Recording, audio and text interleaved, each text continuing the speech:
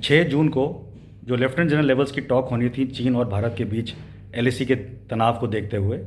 उससे पहले और उस दिन और उसके बाद कुछ दिनों तक चीनी प्रोपेगेंडा मशीनरी, चाहे वो उनकी स्टेट टेलीविज़न ग्लोबल टाइम्स हो, चाहे वो उनके ट्विटर हैंडल्स हों, बॉट्स हों सोशल मीडिया पे, चाहे उनके नागरिक हों जो किसी और देश में अभी रहते हों और वहाँ से वो प्रचार कर रहे हों, तो एक अच्छी सुनिश्चित तरीके से इन्होंने मुहिम की है कि अपना जो उनका मनोवैज्ञानिक जो एडवांटेज वो लेना चाहते हैं, अपने सेना को एक अच्छे तरह से प्रोजेक्ट करके वो कोशिश की है। बट मेरा ये नहीं मानना कि भारत को उससे कुछ लेना देना भी होगा, क्योंकि जहाँ तक आप देखें वो ग्लोबल टाइम्स का वीडियो, वो एक बहुत ही पुअर ट्रेनिंग, बहुत ही नाकामयाब काइंड जो फोर्स होती है उसकी ट्रेनिंग को दर्शाता है। उसको अगर आप देखें गौर से तो कहीं पे किसी ने मास्क पहना है, कहीं मास्क नहीं भी पहना है। जहाँ पर मोबिलाइज कर रहे हैं हिंटरलैंड से, उधर मास्क नहीं है, और तिब्बत में जहाँ पे ज़रूरत ही नहीं है, जहाँ पे कोविड ही नहीं है, उधर ट्रेन में दिखा रहे हैं कि मास्क पहन के आए हैं। कुछ एयरलाइंस हैं जैसे कि चाइना ईस्टर्न एयरलाइंस, उसकी क्लिपिंग दिखाई है। चाइना के एयरलाइंस के 3-4 एयरपोर्ट्स हैं, जिसमें से कि एक बहुत ही छोटा एयरपोर्ट चोंगपिंग है, क्यूमिंग है, और 2 एयरपोर्ट हैं तिब्बत में जहाँ पे उनके फ़्लाइट जाते हैं। और मैं नहीं समझता कि ये कोई एक अच्छी ट्रेंड आर्मी के वीडियोस हैं। अच्छी ट्रेंड आर्मी के वीडियोस में कम से कम ये तो लगना चाहिए कि ट्रेनिंग किस दर्जे की हो रही है। आपने उनका जो ट्रेनिंग स्टैंडर्ड है वो भी बखूबी देखा है। आज से 2-3 साल पहले रशिया में जब टैंकाथॉन हुआ था, तो उनका टैंक का बोगी व्हील निकल के आगे जा रहा था, टैंक पीछे आ रहा था मेरे ख्याल से। और जो 2019 में भारत में जैसलमेर में जो स्काउट्स मास्टर कंपटीशन हुआ, जो कि दोनों देशों के जो टैंक मैन थे और अच्छे आले दर्जे के टैंक्स ने पार्टिसिपेट किया, उसके अंदर भारत उत्तीर्ण रहा, फर्स्ट आया, जबकि चीन चौथे स्थान पर था। तो मनोवैज्ञानिक जो ये बोलते हैं कि उनका बल बढ़ेगा, मुझे नहीं लगता कि ऐसे वीडियोस दिखा के कोई बल बढ़ेगा। जहाँ तक चीन का सवाल है, अगर आप मैन टू मैन देखें और अगर आप देखें कोई भी एक दस्ता, चाहे उनकी यूनिट हो, हमारी यूनिट हो, चाहे हमारी ब्रिगेड हो, चाहे उनकी ब्रिगेड हो, तो दस्ते अगर आप कंपेयर करेंगे, तो जहाँ तक ट्रेनिंग का सवाल है, मनोबल का सवाल है, मनोवैज्ञानिक जो स्थिति है माइंड की लड़ने की, उसका सवाल है, उसमें जो भारतीय सैनिक हैं और जो भारतीय दस्ते और यूनिट्स हैं वो काफ़ी अच्छे दर्जे के हैं। और उसके मैं नहीं समझता मुकाबले चीनी जो दस्ते हैं वो कभी भी कुछ अच्छा पहल कर पाएंगे। मुझे तो यहाँ तक लगता है कि जब हम लड़ाई में जाते हैं, तो हम जब बोलते हैं कि दुश्मन के डिफेंसेस पे अटैक करने के लिए रेशियो मिनिमम 3:1 होना चाहिए, और भी रेशियोज होते हैं टेरेन को देख के, हाई ऑल्टीट्यूड पे 12-15 तक भी जाते हैं रेशियोज। बट चीन को देखते हुए मुझे नहीं लगता कि हमको ऐसे कोई रेशियो चाहिए होंगे अगर इन्फेंट्री कॉम्बैट की नौबत आए या मैकेनाइज्ड इन्फेंट्री का कॉम्बैट की नौबत आए, क्योंकि ट्रेनिंग काफ़ी आले दर्जे की है हमारे आर्मी की। सो उसको देख के मैं देश के लोगों से खाली इतना ही बोलना चाहूँगा, नंबर्स, तादाद जो चीन की है, जो अगर आप देख रहे हैं तिब्बत में, वो बेशक ज़्यादा होगी, बट मानसिक तौर से और मनोवैज्ञानिक तौर से और ट्रेनिंग के तौर से भारतीय सेना बहुत ही उत्तीर्ण और सक्षम सेना है, और जो हमेशा तैयार रहेगी ऐसी चुनौतियों का सामना करने के लिए। जहाँ तक सवाल है हमें क्या करना चाहिए, तो उसका मैं आपको व्याख्या देता हूँ कि जो हमारी वहाँ पे जो दस्ते लगे हैं, मैं टैक्टिकल टर्म्स और ऑपरेशन टर्म्स में बात इसलिए नहीं कर रहा क्योंकि ये ब्रॉडकास्ट टेलीविज़न पे शायद जाएगा। मैं ये बोलना चाह रहा हूँ कि जो दस्ते हमारे रिजर्व्स में हैं, चाहे वो माउंटेन फॉर्मेशन हो, चाहे इन्फेंट्री फॉर्मेशन हो, चाहे आर्मर्ड फॉर्मेशन हो। आर्मर्ड फॉर्मेशन में भी काफ़ी उत्तीर्ण दस्ते जैसे टैंक्स हैं, इन्फेंट्री कॉम्बैट व्हीकल्स हैं। आज क्षमता है हमारे देश में, क्योंकि हमारे पास ग्लोब मास्टर C-130, C-17s, हमारे पास चिनुक्स हैं जिनमें अंडर स्लंग इक्विपमेंट कैरी करते हैं, हमारे पास अटैक हेप्टर्स हैं। इन सारे दस्तों का जो आप अगर सम्मिलित यूज़ करेंगे, इनका इस्तेमाल करेंगे, आपके पास लाइट एडी है, आपके पास ऐसे दस्ते हैं जो कि मोबिलिटी और जो काउंटर मोबिलिटी टास्क हैं उसमें सक्षम हैं, और वो भी एयर पोर्टेबल हैं। तो ऐसे दस्तों का यूज़ करके अगर हम एलएसी पे, जहाँ पे हमारी चुनौतियाँ बढ़ रही हैं चीन के खिलाफ, उस एरिया को अगर हम अपने फोर्सेस को टाइम पर लगा सकें, या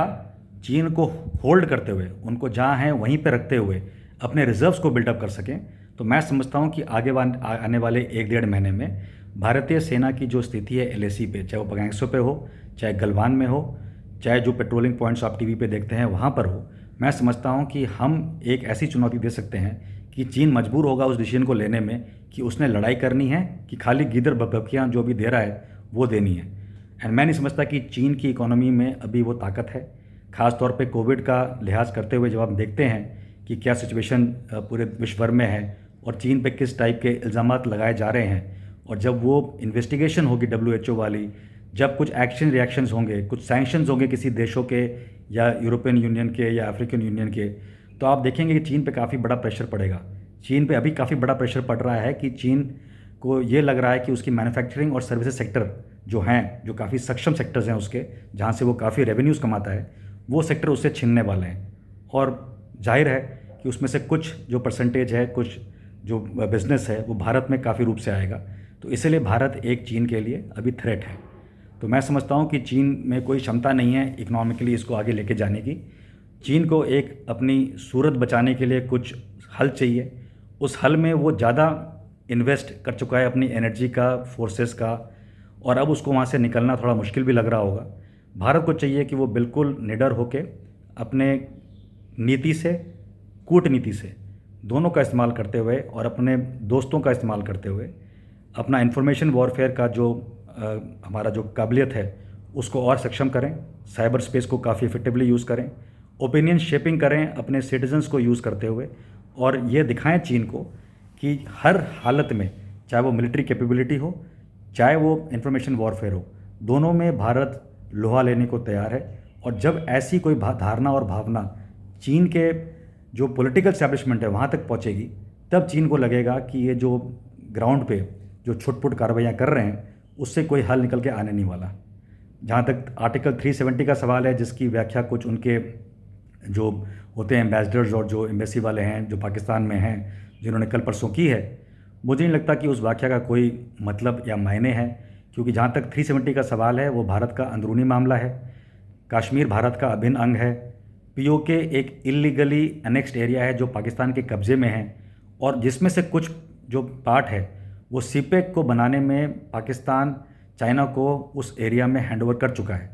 जो कि इलीगल है। चाइना को भी बखूबी पता है कि वो एक इलीगल कार्रवाई है, जो कि कल आने में उसके आर्थिक स्थिति पे बाधा बन सकती है, क्योंकि वो एक भारत का हिस्सा है और भारत उसके इस इनिशिएटिव में, चाहे वो बेल्ट रोड इनिशिएटिव हो, चाहे CPEC को सहयोग देना हो, भारत दोनों में ही उनके साथ समर्थन में नहीं है, और चीन ये भली भांति जानता है। तो मैं समझता हूँ कि आने वाले दिनों में जो LAC है उस पर टैक्टिकल जो हालात हैं वो थोड़े सुधरेंगे, थोड़ी टेंशन्स कम होंगी, बट ये समझना कि कोई ऑपरेशनल या स्ट्रेटेजिक रेजोल्यूशन निकलेगा इन वार्तालापों का या इस पूरे सीज़न में फ़िलहाल, जो कि अभी शुरू ही हुआ है, सर्दियों के आने में बहुत टाइम है, मुझे नहीं लगता कि ये हल अभी निकलने वाला है। जहाँ तक चाइना का सवाल है, तिब्बत में जो कि उसका एक इलीगल ऑक्यूपेशन है, वहाँ पर वो अपना जो सिविल इंफ्रास्ट्रक्चर डेवलपमेंट है, जो मिलिट्री डिप्लॉयमेंट है, उसको और बढ़ाएगा। कुछ सालों में धीरे धीरे उसके जो मिलिट्री बेसेस और जो ये इंफ्रास्ट्रक्चर है वो हिंटरलैंड की तरफ से होता हुआ LAC की तरफ अग्रसर है, और हर साल 2 साल में उसकी कुछ ना कुछ डेवलपमेंट और कंस्ट्रक्शन एक्टिविटीज़ चलती हैं। तो बहुत ही निहायती ये क्लियर है कि आने वाले सालों में जो ये डिप्लॉयमेंट्स है वो LAC के और करीब आएंगी। जो चीनी जो दस्ते हैं, PLA है, उसको मोबिलाइज़ करके LAC पे आने के लिए ज़्यादा एडवांटेज मिलेगा। इसी को देखते हुए भारत को भी अपना जो इंफ्रास्ट्रक्चर डेवलपमेंट है, जो रोड नेटवर्क है, कम्युनिकेशन नेटवर्क है, चाहे वो एडवांस लैंडिंग ग्राउंड्स बनाने हों, चाहे वो हेलीपैड्स बनाने हों, चाहे ऐसे समर्स के सीज़न में अपना जो एयरफोर्स के स्क्वाड्रन्स हैं उनको रिडिप्लॉय करना हो, चाहे स्पेशल फोर्सेस को लाना हो, चाहे वो तीनों सर्विसेज के हों, आर्मी के हों या गरुड़ हों एयरफोर्स के, चाहे वो मार्कोस हों नेवी के, तो उनको अगर ला के अगर लेक रीजन में या कहीं और यूज़ करना हो तो हम वो कर सकते हैं। सर्वेलेंस को बढ़ाना पड़ेगा, और जैसे कि मैंने पहले बोला कि जो रिज़र्व्स हैं, क्योंकि ये रिज़र्व्स मोबिलाइज हालत में और अकैपिटलाइज हालत में रहते हैं इस सीज़न में,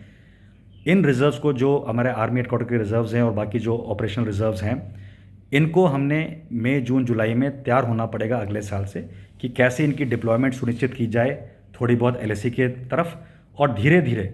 निर्धारित जो हमारे पास रणनीति है उसके हिसाब से LAC के लिए और कितनी फोर्स रेज की जाए, चाहे वो माउंटेन कोर या उसके कुछ हिस्से हों, चाहे वो रिज़र्व्स ही हों जो नॉर्मल हालात में LC की तरफ, IB की तरफ भी देखें, और समर्स में उनके कुछ दस्ते कामयाब हो जाएं LAC पे डिप्लॉय होने के लिए।